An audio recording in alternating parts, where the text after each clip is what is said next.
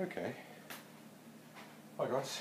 You haven't seen me for a while because I've been overseas for about 8 weeks, and also while I was overseas my camera shit itself.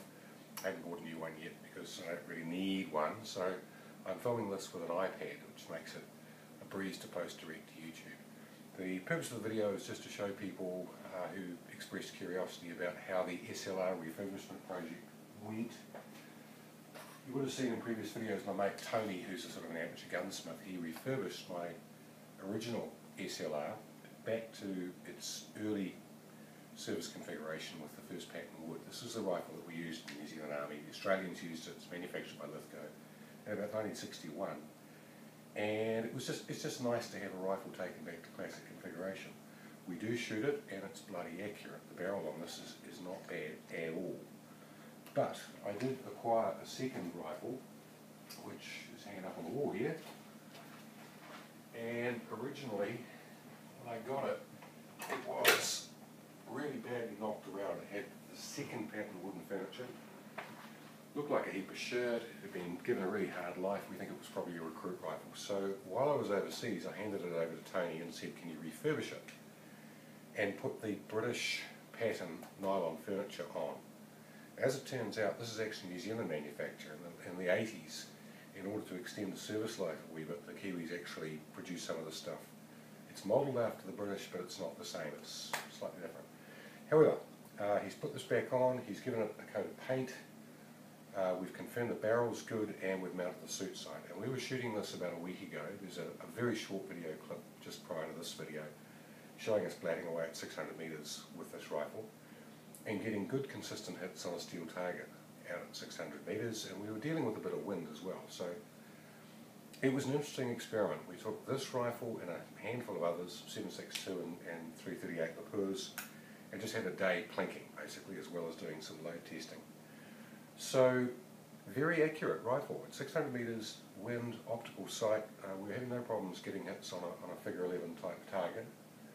And even with iron sights at 500 metres and 600 metres, you're capable of getting hits once you know where your fall of shot is.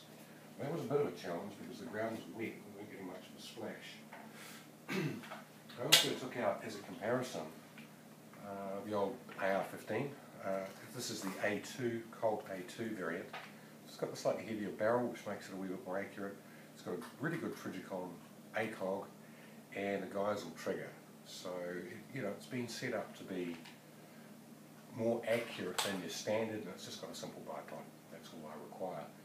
But although this rifle performed really well out to about 400 metres, with the wind out beyond 400, the round was just being pushed all over the place. Very, very disappointing. So, just shows the limitations of the 5.56 projectile. It's a pill that's too light and too susceptible to interference with wind. The 7.62 was just ploughing through an 8 to 10 mile an hour wind, no problems at all. So what it's done for me is it's sort of back to the future really. I'm going to go back into more service rifle shooting, and I'm using 7.62. I've got plans to head across to the US before the end of the year to do a shooting school. I want to take my wife over. I mean, we've been to Front Sight and the US Shooting Academy before. I'll probably go back to the US Shooting Academy. I'd like to get some rifle training. I'd like Joanne to get some rifle training.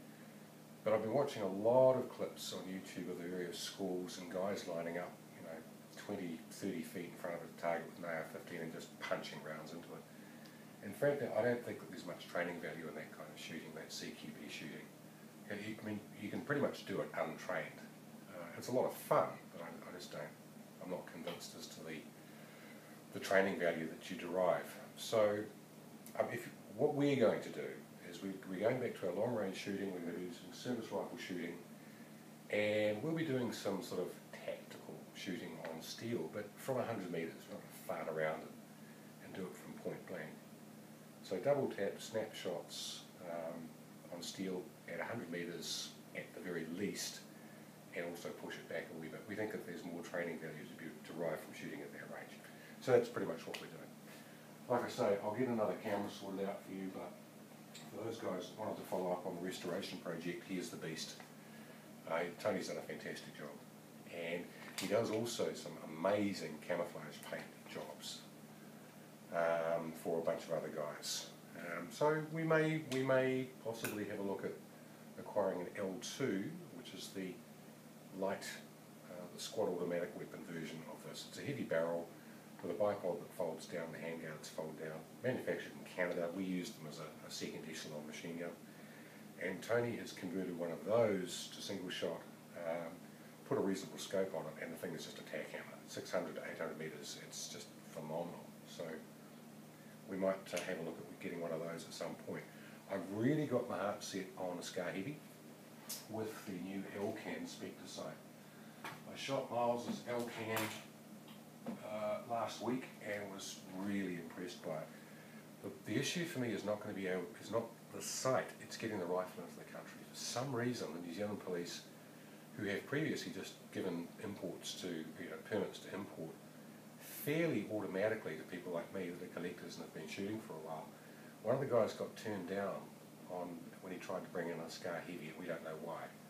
So it looks like the police have got a bit of a hard-on for the evil assault rifles. Now, if I can't get the Scar Heavy, then I will get an L2, do the conversion that Tony's done on his, put a rail on top and just stick an L-Can on, and that'll have to suffice. Anyway, that's what I'm up to. Hope you're all well. Talk to you soon. How do I turn this off?